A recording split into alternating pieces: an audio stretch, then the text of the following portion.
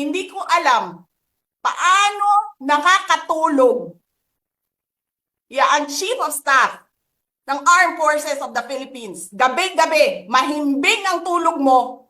Ganito ang bayan natin. Bilyon-bilyon ang nawawala.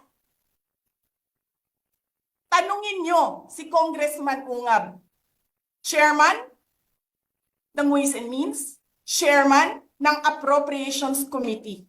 Tanungin nyo siya, paano nawawala ang pera?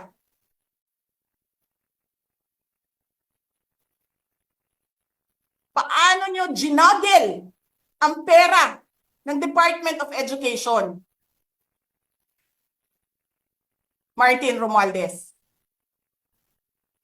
Inattach nyo ang projects na hindi man lang dumaan sa paaralan, sa SDS, sa region, even sa central office.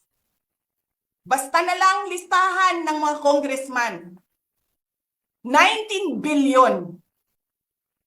Tapos, nung 1 billion na lang ang naiwan sa DepEd, anong ginawa nyo? Kinuha nyo ang 5 billion sa repairs, nilipat nyo para mukhang lumaki ang pera.